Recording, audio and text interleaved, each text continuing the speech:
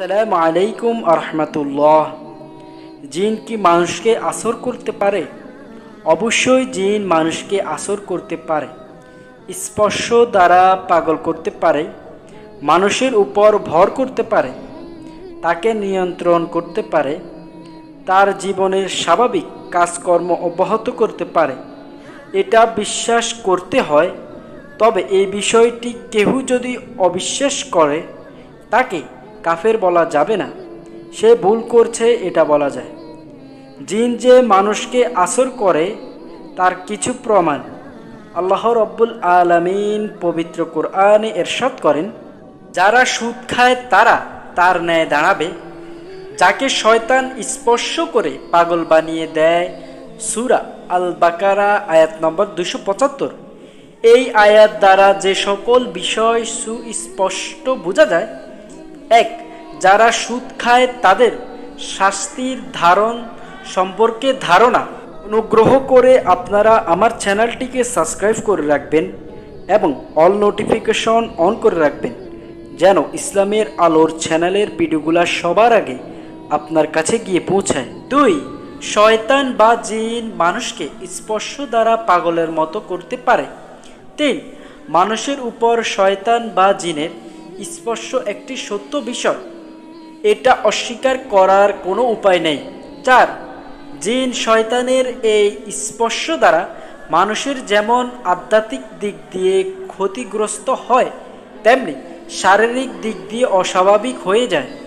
পবিত্র কোরআনে আল্লাহ পাক রব্বুল আলামিন ইরশাদ করেন, আর যে পরম করুণাময়ের জিকির থেকে বিমুখ থাকে আমি তার জন্য এক শয়তানকে নিয়োজিত করি, ফলে সে হয়ে যায় তার সঙ্গী। সূরা যুখরুফ আয়াত নম্বর 36। এই আয়াত দ্বারা যা সুস্পষ্ট হলো, মহান আল্লাহ তাআলার জিকির থেকে বিরত থাকার জিন শয়তানের স্পর্শ দ্বারা ক্ষতিগ্রস্ত হওয়ার একটি কারণ। আল্লাহ পাক রব্বুল আলামিন পবিত্র কোরআনে আবার ইরশাদ করেন, আর স্মরণ করো আমার বান্দা আইয়ুবকে, যখন সে তার রবকে ডেকে বলেছিল, শয়তান তো আমাকে কষ্ট ও আযাবের ছোঁয়া দিয়েছে। সূরা সাদ আয়াত নম্বর 41। এই আয়াত দ্বারা আমরা সুস্পষ্টভাবে বুঝলাম: এক, শয়তান নবী আইয়ুব আলাইহিস সালামকে স্পর্শ করে শারীরিক কষ্ট বা রোগ বাড়িয়ে দিয়েছিল। দুই, তিনি শয়তানের স্পর্শ থেকে বাঁচার জন্য আল্লাহ তাআলার কাছেই প্রার্থনা করেছিলেন। আল্লাহ তাআলা পবিত্র কোরআনে আবার ইরশাদ করেন, নিশ্চয় যারা তওবা অবলম্বন করেছে, যখন তাদেরকে শয়তানের পক্ষ থেকে কোনো কুমন্ত্রণা স্পর্শ করে, তখন তারা আল্লাহকে স্মরণ করে, তখনই তাদের দৃষ্টি খুলে যায়। সূরা আল আরাফ আয়াত নম্বর 201। এই আয়াত দ্বারা যা বোঝা যায় তা হলো: এক, যারা মুত্তাকি বা আল্লাহ বেরু তাদেরকেও জিন বা শয়তান স্পর্শ করতে পারে, তারা মুত্তাকি হয়েও জিন বা শয়তানের আসরে নিমজ্জিত হতে পারে। দুই, যারা মুত্তাকি তাদের শয়তান বা জিন স্পর্শ করলে তারা আল্লাহকে স্মরণ করে, অন্য কোনো কিছুর দ্বারস্থ হয় না। তিন, মুত্তাকিগণ জিন বা শয়তান দ্বারা স্পর্শ হয়ে আল্লাহকে স্মরণ করলে তাদের সত্যিকার দৃষ্টি খুলে যায়।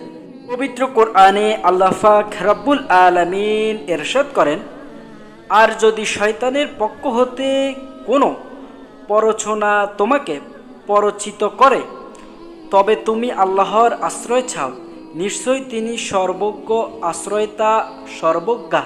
সূরা আল আরাফ আয়াত নম্বর 200। এই আয়াত সুস্পষ্টভাবে প্রমাণিত হলো, রাসূল সাল্লাল্লাহু আলাইহি সাল্লামকেও জিন শয়তান আসর করতে পারে। জিন আসর করলে বা শয়তানের কুমন্ত্রণা অনুভব করলে আল্লাহর আশ্রয় প্রার্থনা করতে নির্দেশ দেওয়া হয়েছে। সূরা আল ফালাক ও সূরা আন-নাস জিন শয়তানের আসর থেকে আশ্রয় প্রার্থনার অতি মূল্যবান বাক্য। এই আয়াতের তাফসির দ্বারা এটা প্রমাণিত। হাদিসে এসেছে, আয়েশা রাদিয়াল্লাহু আনহা থেকে বর্ণিত, রাসূল সাল্লাল্লাহু আলাইহি ওয়াসাল্লাম বলেন, অবশ্যই শয়তান মানুষের রক্তের শিরায় উপশিরায় চলতে সক্ষম। বর্ণনায় বুখারী ও মুসলিম। হাদিসে আরও এসেছে, রাসূল সাল্লাল্লাহু আলাইহি ওয়াসাল্লাম একদিন বলেন, গত রাতে একটি শক্তিশালী জিন আমার উপর চড়াও হতে চেয়েছিল। তার উদ্দেশ্য ছিল আমার নামাজ নষ্ট করা। আল্লাহ আমাকে শক্তি দিলেন। বর্ণনায় বুখারী সালাত অধ্যায়। এই হাদিস থেকে আমরা যা জানতে পারলাম, জিন রাসূল সাল্লাল্লাহু আলাইহি ওয়াসাল্লামকেও আসর করতে চেয়েছিল। জিনটি রাসূল সাল্লাল্লাহু আলাইহি ওয়াসাল্লাম এর নামাজ নষ্ট করার জন্য তার কাছে এসেছিল। আল্লাহ পাক আমাদেরকে জিন জাতির আসর থেকে হেফাজত করুক, আমিন।